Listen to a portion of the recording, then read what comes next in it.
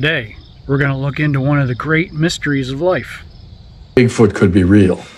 No. UFOs? Yes! No. Chicken or the egg? You want to weigh in?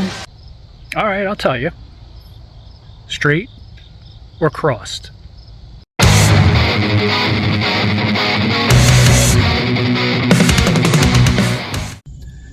Why am I laying inside my car trailer? Because today we're going to look at the debate of whether to cross your straps or to pull them straight.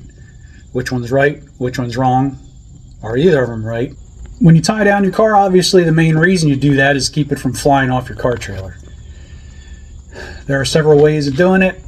You can cross the straps, you can have the straps straight. To be honest with you, neither of them is better than the other. It doesn't matter. What does matter is the position of the straps on your car and where your tie down D-hooks or rings or whatever you use to hook your straps to the trailer, where they're positioned on your trailer. Here's the way most guys X or cross the straps. Tied to the opposite end to where they're going to actually wrap the strap around the rear. And that's fine, except you got to take into account the position of the straps. The straps need somewhere to stop, meaning that if there's no place like right in here with some kind of cross member or something to keep that strap from going like this, it's going to. And as you drive down the road, it's going to work its way to the inside as the car bounces up and down. If you notice in this car trailer, these D-rings are fairly close together, which means you're probably going to need to have your attachment points to the car fairly close together as well, if you're going to X them. If you're going to cross your straps, this is the proper installation of your straps to the rear. Close to the inside of the rear at the pumpkin as possible. That way, there is no way it can slide any further in and your straps won't loosen.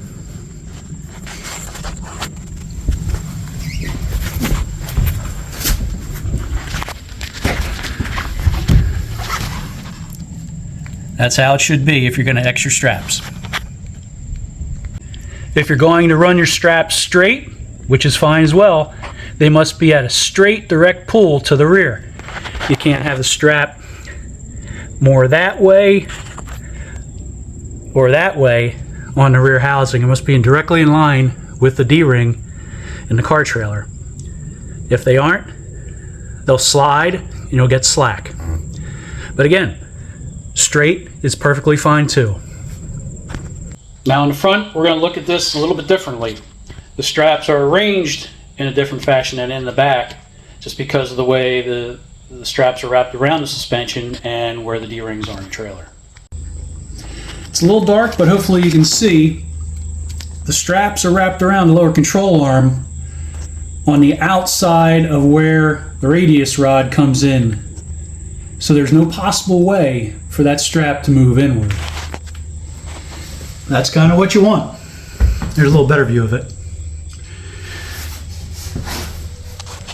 Because coming back, you'll notice that my D-ring is further inside, creating an angle of a pull. If there weren't any suspension components there to stop that strap from moving in, it would, and it would loosen. So always make sure your strap has something to stop against. If it were to be mounted on this part of the control arm, say in here, as you're going down the road, it's going to walk its way in, hit this pinch point, car's going to bounce up and down, it could sever your strap, and then your car comes loose in a disaster.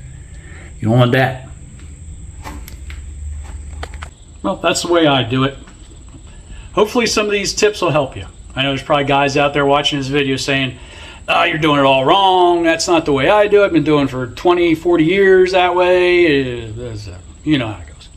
It's the YouTube internet deal. Everybody has their own way of doing it, and that's fine. If you haven't lost the car yet, chances are you probably won't. Maybe. But there is that possibility if you're not careful how you attach the straps on your suspension pickup points. Again, everybody has their own way of doing it. So I just want to say thanks for watching this video. Don't forget to like, share, subscribe. Help the channel grow. More videos coming. Thanks.